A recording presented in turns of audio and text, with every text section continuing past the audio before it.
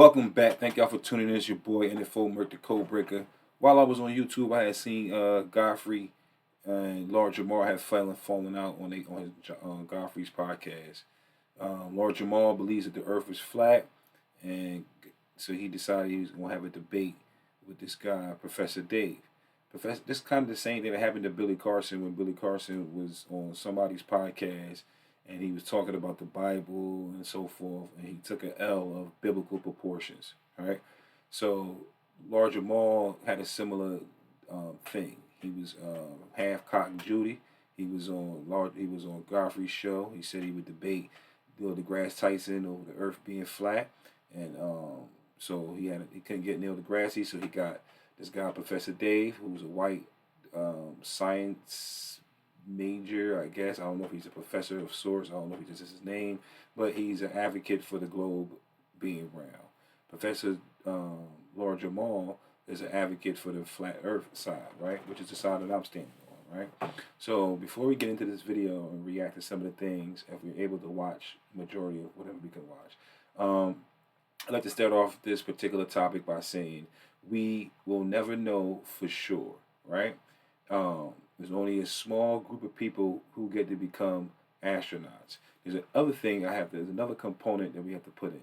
There's a guy amongst the collective by the name of Nellie Fuller, and he starts off all his lectures by saying, if you do not understand white supremacy, everything you learn past this point will only confuse you, right? You have to keep that in mind. So, the other thing that you keep in mind. So when we start to dissolve or re-evaluate the information to figure out when and where we are, there's a few things that we can do. One more thing. I'm sorry. So it's three main things, right? If you don't understand white supremacy, anything you learn from this point will confuse you. The other thing is anything that can be explained on a round sphere globe can be explained on a flat plane, right? So let's be mindful of that. Keep that in mind. We will never know for sure. All right, those are the three main things. We're having an intelligent conversation, running against the norm. Right? There's some flaws in their thing. So in 19 something or the other, they created the logo for Universal Studios, which was a picture of the globe. Then a little while after that, they came up with some type of technology to validate that image. So now people are wondering, how did they get that image of the globe? These are just some of the little nuances that go into the conspiracy of why would they lie? Why are they lying, right? I had an earlier video where I talked about one of the reasons they lied because it ties into free energy, right? A lot of reasons. Another thing, the reason why they lie too is a spiritual component that goes into this, right? Once the melanated people, the non-white people of the reality, starts to tap into all the other aspects of the creation, all the other aspects of the realm, all the other aspects of life. We got spirit, we got science, we got all types of stuff, diet, language, culture, dance, rhythm, taste, sound, stories, folklore. All these things tie in, right? When we dealing with this particular level of science, it pulls away. It gets very selective. It gets very unique. It's only pertaining to this. You understand? There's a lot of things. When me and you came from perfection. We are products of perfection. We came from the source. We came from one. So our imagination is the proof of that perception, of that perfection. You understand? So I'm going to make it make sense by saying this. When they told you that the earth was a sphere, you imagined it like a perfect shaped sphere, circle, right? Sphere, like a tennis ball, basketball, something of that sort, right? And then as time goes by, they told you it's not around the equator. It's a little belled out a little bit. It's kind of like an oblique shape like that. You go, okay. Then they tell you that it was revolving around the sun. And you say, oh, like a perfect circle, like a hula hoop. And they say, not really. It has a little imperfection in it. Then you say, all right, cool. Then they said it's spinning on its axis. And you took that same basketball and you spun it on your finger. And you said like this. And it's not really, because in your mind, it's perfect, up and down, straight, north, south. They say, no, it's like this, right? And in your young mind, you probably had some adjusting to do. You probably took that like, what? Why did y'all ain't make, why did the pole ain't Huh? This don't make no sense, right? And all this stuff is designed to make it so that it's in the control of who's telling you the story. There's an alternate story that can put you in the controller seat. Not necessarily in the controller seat like you can manipulate anything, but in the event that it was up to you to recreate a similar situation that's inhabitable by life and self-sufficient by all the other things, you can see it being done on a flat model. You understand? And the other point I like to keep in mind is that we talk about creator as in God, and in this realm, in this third dimension, 3D world that we live in is in the realm of creation because we can manipulate the matter and energy and sound and lights and so forth in our creation, right? So we understand that this is what it's all about on this dimension, right? So if we have a creator and we're creating, the number one thing that you need to create, and when you're creating anything, almost anything, even if you were to create a spheroid object, a sphere, right? If me and you were to create a sphere, we would need a flat line in order to reference this thing, to make it symmetric, to make it sound, to make it so forth. You might be able to eyeball a sphere and different techniques to do that. But other than that, you still need a flat surface. You cannot create on a sphere surface, right? It doesn't make any sense. They're going to tell you about the void or space or the vacuum, right? And which is pretty much all the same thing. They call space the void, right? In between the rocks and stars and planets, that nothingness is considered the void. They're going to remix that. They're going to tell you that it's not totally a void because of this, that, and third. Their story is always a theory. You have to understand that everything is a running theory, and if we don't address that crossroads where we decide to call it a theory or call it a fact, if we allow it to just go theory, then we're going into the realm of imagination, into the realm of fantasy, into the Hollywood, where they play games with your vision, when they tell lies through your vision. They have been doing this shit for years. This is the same establishment that allowed for your likeness to be the thing that made you a criminal, for your reflection being a criminal. From the way you walk, the way you talk, the way you love has been criminalized, has been targeted by the same infrastructure, by the same establishment that is bringing you Jesus, that is bringing you the globe earth, that is bringing you the deception, that is bringing you the poison via entertainment, via your nutrition, via your subpar education and what we learn and how we learn. They got it all figured out. You see what I'm saying? So when we bring these things up to debunk the flat earth, right? We would bring up Bible, and they would tell us, oh, the Bible was old, and they didn't know what it was talking about. And I'm not heavy on the Bible. It could be whatever. But if I was a Christian, if I was into the Bible, I would think that was blasphemy. I mean, that would be a big red flag. So I don't think anybody of non-white complexion should believe anything that's coming from that source. You understand? And this is a big gripe. So there's a psychological component that goes into it. When I think about the earth being round or flat and I'm having a conversation, a dialogue with someone, it just shows me what type of intelligence we have. Because to go with the flow, to go with the norm, doesn't require any intelligence. It's just like if you're scared or you're lost somewhere and you're in a crowd, human nature, you will follow the crowd.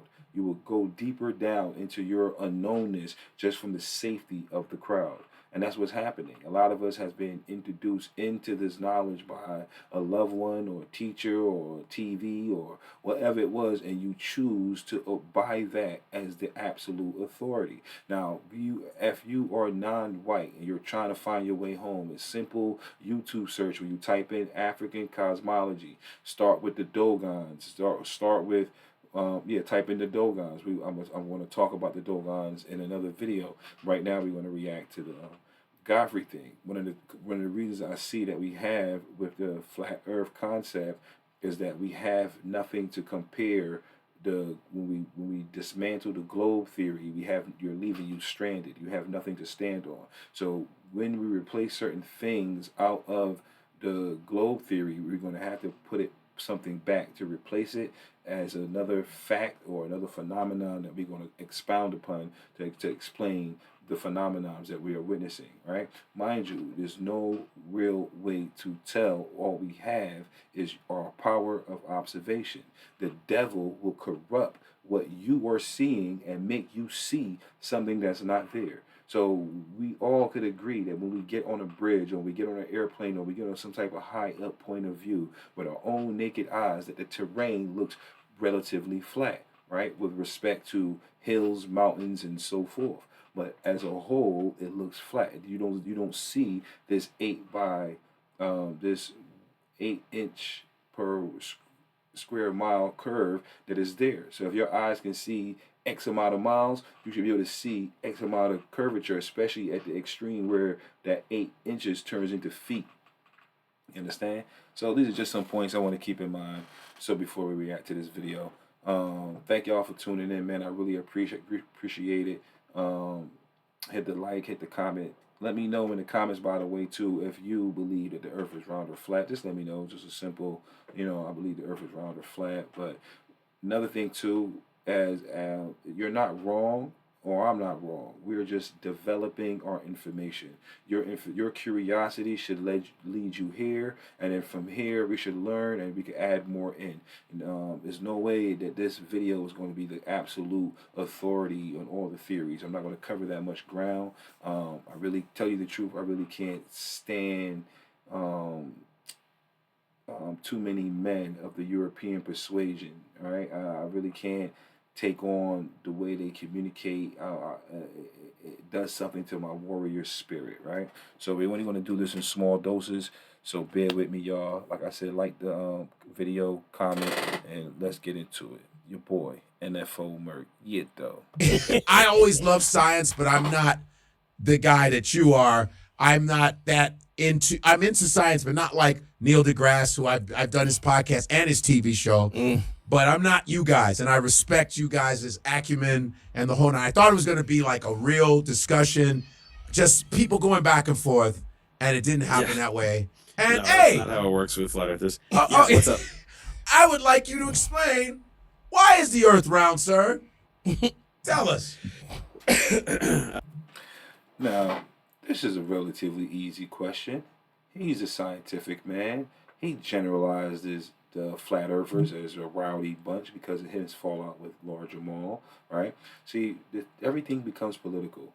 When you have an idea going against the norm, as soon as you say, I don't believe in God, someone looks at you and they look at everything that you got going on. If you got a tattoo, if you drink liquor, if you do anything, they say, oh, that's why you over there got that tattoo. That's why you eat it, because and they ain't got one thing, ain't got nothing to do with the other, right? This is a psychological, this is an intelligent conversation.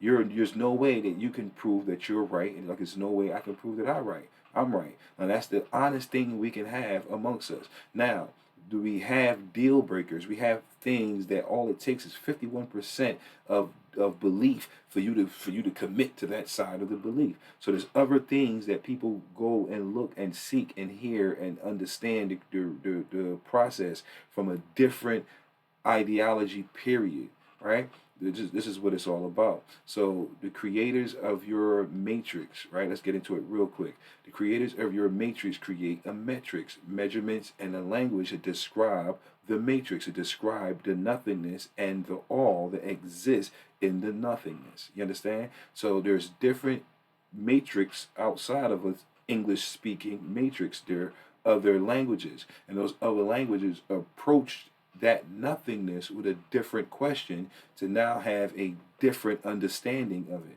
So as we are learning from all the multiple cultures that's asking the same question from a different point of view and getting a similar answer, we get all these different different cultures. Like we got Hindu, and we got yoga, we got meditation, we got the martial arts, we got all these different aspects of the culture, and it's based off fundamental questions. Because we on an American, Europeanized, colonized mindset, we see things from his point of view, which is like a running norm. It's a necessary evil, I guess, if we're speaking English. But as we look for more information, as your heart is seeking the truth, like mine is, you take on, you go against it a little bit, you step out of it a little bit, and you listen.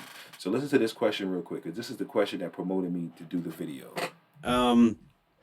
And yeah, Where do we even begin? Like, I mean, you could say how what do flat planets earthers form, believe. or how did we figure out that it was round like 2,500 years ago? How did we figure out it was around 2,500 years ago? So the easiest way to figure it out is just basic observation of the celestial sphere. So long time ago, at least the ancient Greeks, like in classical Greece, 500 BCE, so probably before that, honestly, just not as well recorded. Egyptians. I mean, yeah, probably. I mean, it's entirely possible that isolated scholars pre-classical Greece also Yeah. figured it out. Yeah. It's just that after classical Greece, anyone educated knew that the Earth was a sphere, and it's based on. See how that happened right there? Everything's political. The information is never just information without someone betting on their dog, right? To get good, neutral, clean information without a person picking sides on it. It takes I don't know what it takes. You know what I mean? It's probably a certain type of philosophy that you will have to undergo and make yourself fully aware that you're being selfish when you are divulging certain facts and information. It's very hard to do it without leaning on the side that you want to lean in. Just now, they're questioning. He's saying ancient Greek, right? Because he's white, so he's tying it into his lineage. He's the ancient Greek, but Godfrey been around the block a little bit, and he said Egyptian, because anytime you study any of them, they always give credit to the Egyptians. Any source you go to, even the Torah, which is under the Jewish belief, when you crack their book and the prefix of the book, they say they shout out the ancient Egyptians. Everything is based off the ancient Egyptians. Then you take a quick look at that and you see that's on the body of Africa, and they try to pull that away from Africa. So when you hear the word Egypt, you don't necessarily pair it with Africa. Then they colonized our vision and made us see people that don't look like us to represent that notion that Egypt is not part of Africa, because the truth will set you free. They know that. So we are jousting over it. The information has a political undertone to it that we cannot deny. So to deny that would be ignorant on our part. Right? So keep that in mind. Right? Very simple things. I mean, if you look at the celestial sphere, let's start with even just something as simple as the sun. Okay. The sun rises in the east and sets in the west. It maintains the same angular size as it moves, right? So you got to think, right? For it to be a little object that's just doing little donuts around a flat plane doesn't really make any sense, right? If something like that would be getting bigger as it approaches you and then getting smaller as it recedes, it wouldn't set under, below a horizon. It actually makes a lot more sense if you're thinking of yourself on a surface, on the surface of a sphere that's turning, right? Just imagine yourself in like an office chair. Okay. And you're turning in your office chair. Something comes into view in your periphery, and then it traverses your field of view, and then it leaves your other periphery, right? Kind of like that. Right. So that started to make sense, and then they would a lot of it had to do with navigation based on the stars, right? They would orient themselves based on the stars. They would notice that in the northern hemisphere, the stars would be rotating counterclockwise around a point in the sky. And so that's the North Celestial Pole. And then as you would change latitude, everything about the behavior of the night sky would change. Certain stars you couldn't see anymore. Other stars you began to be able to see. All these different things, they figured out that if you think of the Earth as a sphere, all of these observations started to make sense, right? The Earth is a sphere that's turning. So naturally, the star that is aligned. Now, I don't know if you guys were keeping up or imagining what he's saying and all of that, looking for validity in what he's saying. But like I told you in the beginning, anything that could be explained on a sphere model can be explained on a flat plane, right? And his testament to the North Star, that star that wasn't moving around all the other stars, is considered Polaris, right? That's the North Pole. That's where all compasses point, right? This is the heart of our world, our Earth, our humanities. That's the heart of everything. They say all roads point home because that's where the North is sending you, You understand? Sending you back home. This is where the portal of entry and exit is believed to be at. This is where time is. When you get closer to that point, time, as we know it, either slows all the way down or something to that effect. I pulled it up when Neil deGrasse had tried to explain that. So sometimes, if you listen to what they're saying, it doesn't really discredit it being a plane or not. And then he says some very key words like, if you think about it in a sphere, it makes sense. So it's not based off facts. He said, how can you tell me, explain to me that the earth is round? And he said, how do I do that? 2,500 years ago? Or did he say, yeah, give me the 2,500 year ago method, because I'm a modern man. I should be able to keep up with that. Whatever you say, I should be able to keep up with it. So he says, okay, cool. While following the celestial thing, how do you do that as a primitive man? So you're looking at stuff, landmarks in the sky, right? Now, if we're using the Orion's Belt, the Big Dipper, the Little Dipper, the North Star, and everybody for generations and centuries is seeing the same constellation, but yet we're whipping around at this space and time. So the constellation should change if we're using our common sense. But if we just imagine the same thing he's saying, think about it a little bit different, like we're enclosed and it's being projected upon the enclosure. And why can't we not see it like that? And we're not rotating, we're fixed. We are the earth, we are the rock, we are the foundation. How does the foundation in your creation able to move? It doesn't make sense. So now the projection is moving around us. And so that's an alternate way of looking at it. There is science behind that. There is thought, people that came before us that gave it greater thought, that understood it like that. So there is an alternate to it, people. Let's not just take it. I'm looking at these two down here, and I'm saying, look how easy. Look how they're not protesting this. You know why they're not protesting it? Because it's already believed that it is a globe. So if someone gets up there and triple down and quadruples down on that particular fact, there's no need for you to think. You're going to act like you're learning more as he's slowly moving the needle of what it was when you was learning it when you was a kid and you had them questions in science class, right? Now we got physics. Physics ties into what we can do in the physical reality. And there are other components that go into it. We add electricity, magnetism, density, the law of density, not the theory of gravity. But for the sake of talking sometimes, I might refer to it as gravity, but it's really the law of density. You understand?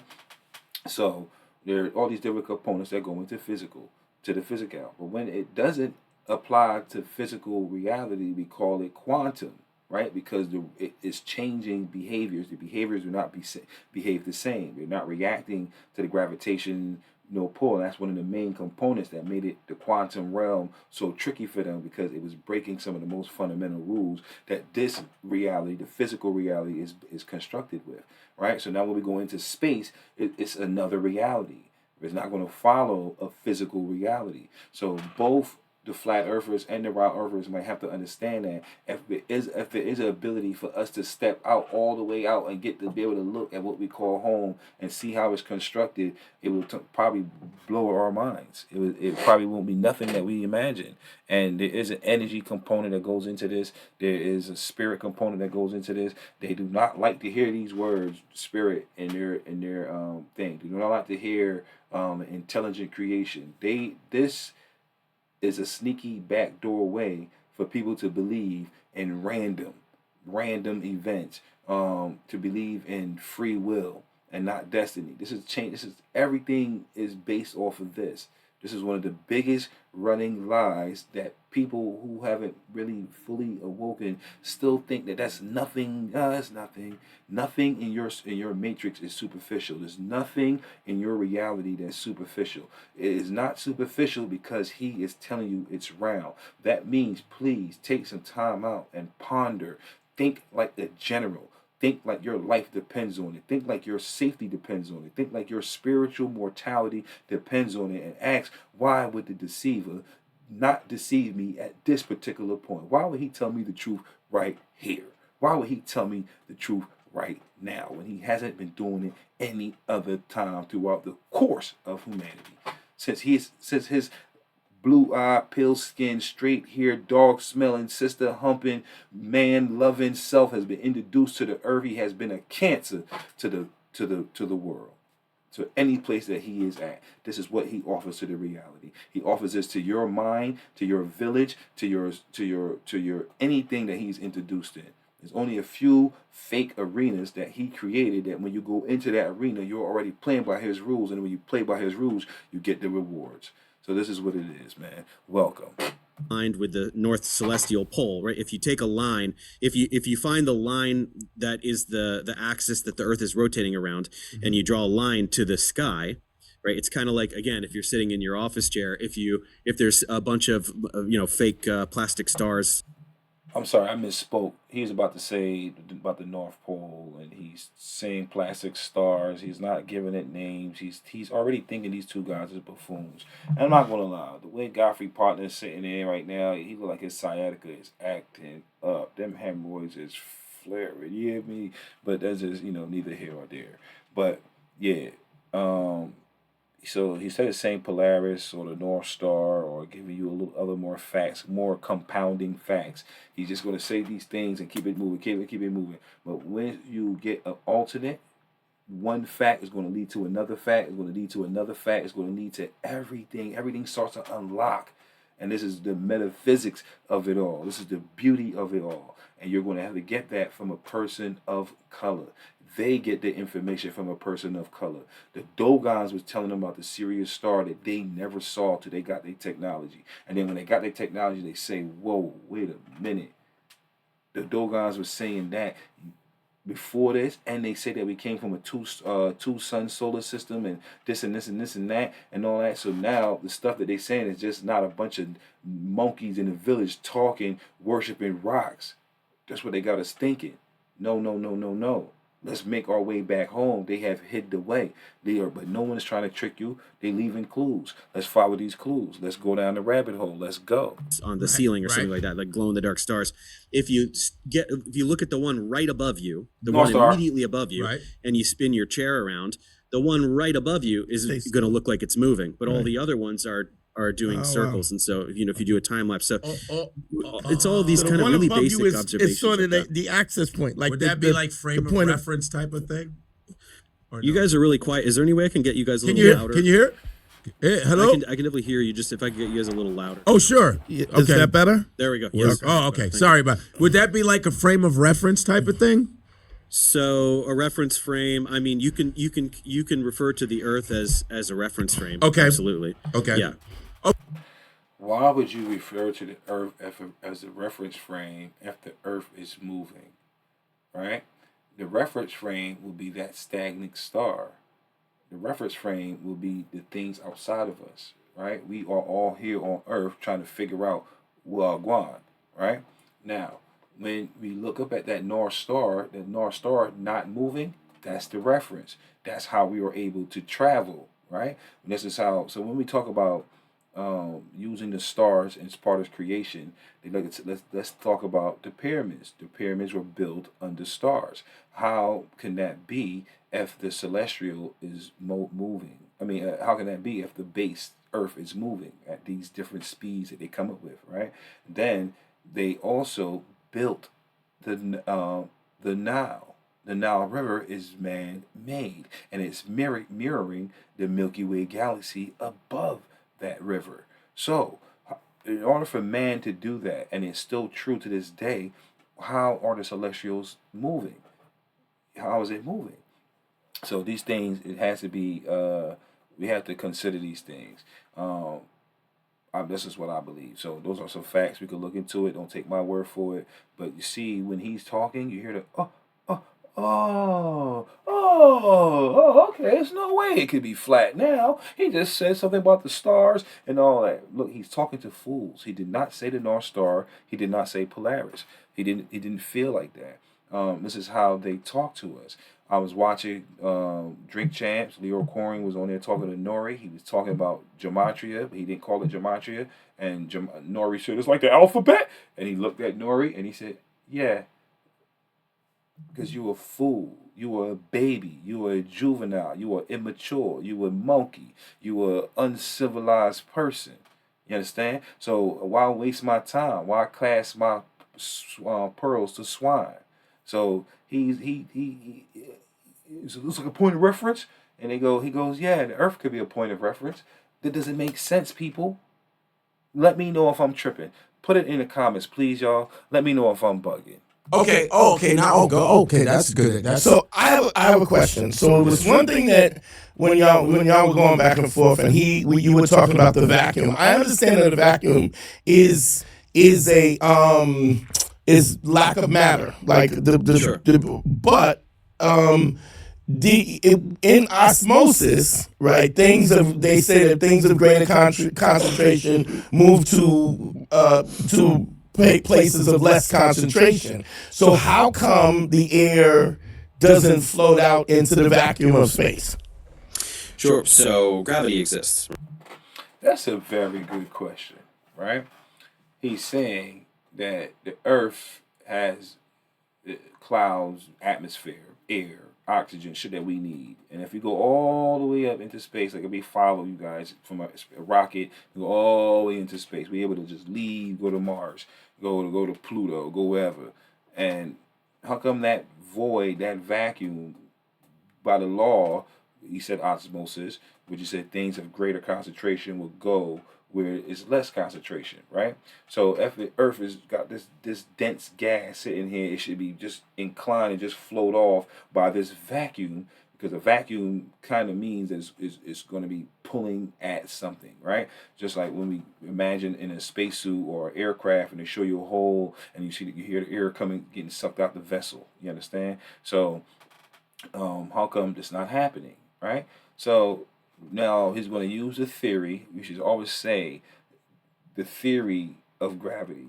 Gravity exists, right? So the theory has now been sold as a truth. I didn't hear what he's about to say yet, but he started off with saying gravity exists, right? So yeah. And then from there, your step one is off.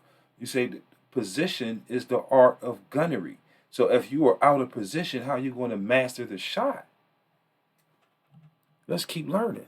Right. Gravity is a force that is pulling everything with matter. But here's the interesting thing about what flat earthers say about that. They imagine an atmosphere of uniform pressure right next to the vacuum of space, which is not how the atmosphere works, right? The atmosphere gets less dense with altitude, right? The higher you go, the thinner the air is, right?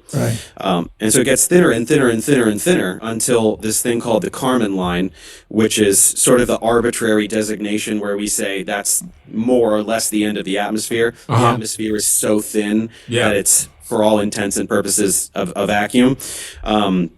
Even in the vacuum of space, there is a little bit of matter. There's roughly an atom per cubic meter floating around in space. So space is not a perfect, 100% perfect vacuum. But the Perfect. That word popped up again. Because when he told us it was a vacuum, our imagination, the void was another word they used.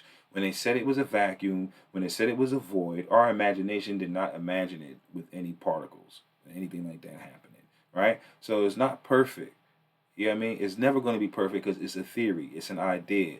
This is just what it is.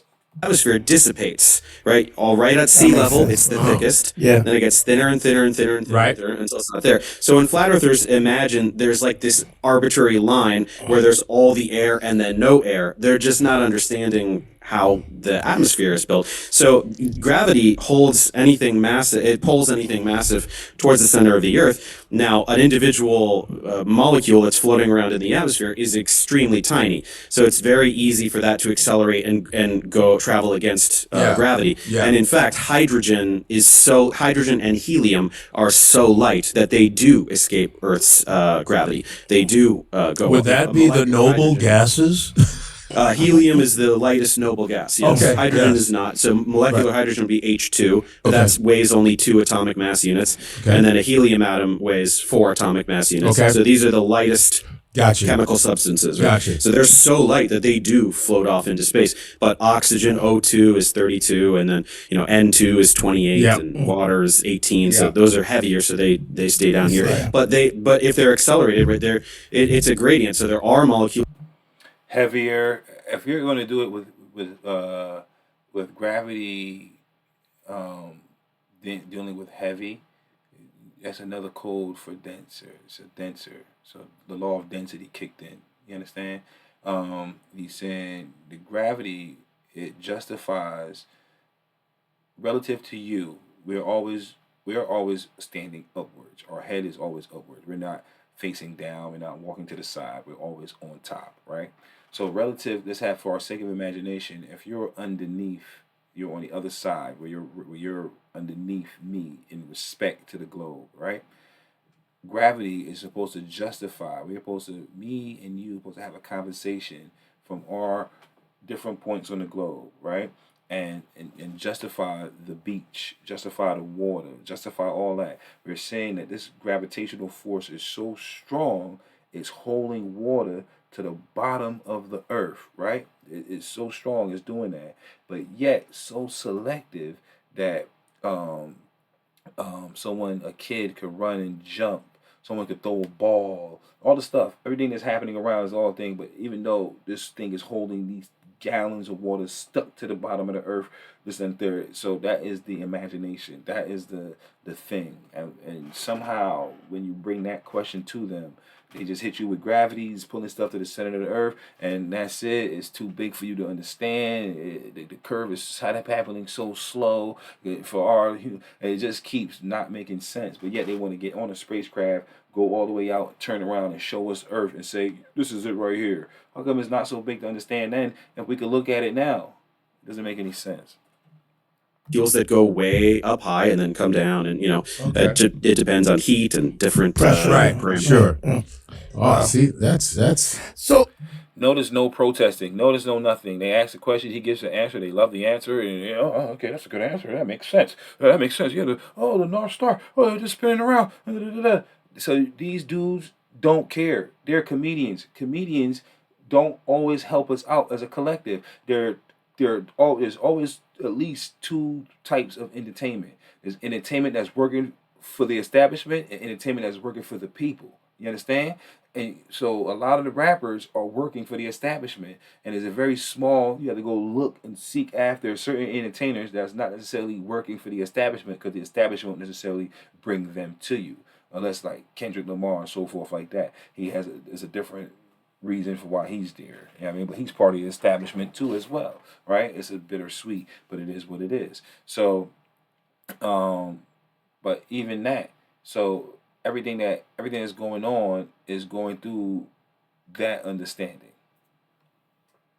here's some good. You No, good. I was thinking about also the God.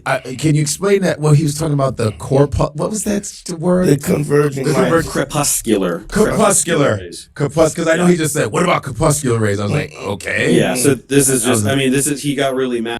I want to hear. Well, I just want to respond to what Dante said Okay. there, because I think it's what's accepted. Obviously, everything that you're saying is correct, and there's a motive to distrust institutions. But that's exactly the point. Is there's an important demarcation that we can make between institutions and science and the scientific process. You can say you can point at something a government has done and say that's bad, and that in no way transfers to say the laws of physics. Right. There's no government on Earth that can change the laws of physics. Right. So when you get to something as insane as flat Earth, it's they bring up NASA and the government and all these things. It's like it's got nothing to do with any of this. We've known the Earth is a sphere before any governing body on the entire planet ever existed. Right? It's not true. It's not true. It's not true. It's not true. See, the one thing when we play the history game, it's so easy to get lost. You can move the goalposts so easy, right? You could deny certain things so easy because it's just because it's history. You can do that. This is what it was designed to do. So you got to understand that the 2025 years that we are considering that the timeline is on right now is the 2025 years that he has been sitting in the seat of the now. He's controlling the now. It's his time. So we're getting a hive mind understanding of what he is, right? Of what is going on, how he assumes the position. You understand? So when when with us, the people that will exist before them and will exist after them, right? We have we have a narrative running too. We have understanding running too. We have something else going against it too. And it's not preposterous. It's not insane. It actually works better than this understanding. You understand? I'm not quite sure how long this is. Like I said, I'm not gonna watch this whole thing. Um, but if you made it this far, appreciate you. Strong year though. It's your boy NFO Merc. Leave a like, a comment, and subscribe, and all that good stuff. The next video is probably going to be a video explaining some other cosmology, some other concept. We're gonna put the guys going to put up some visuals. If I'm able to connect it, I'm gonna do that for y'all. Because I'm realizing when you type in flat Earth on YouTube, it's all debunked YouTube stuff. There's no real YouTube friendly videos. Let's see if I can prove that real fast. All right.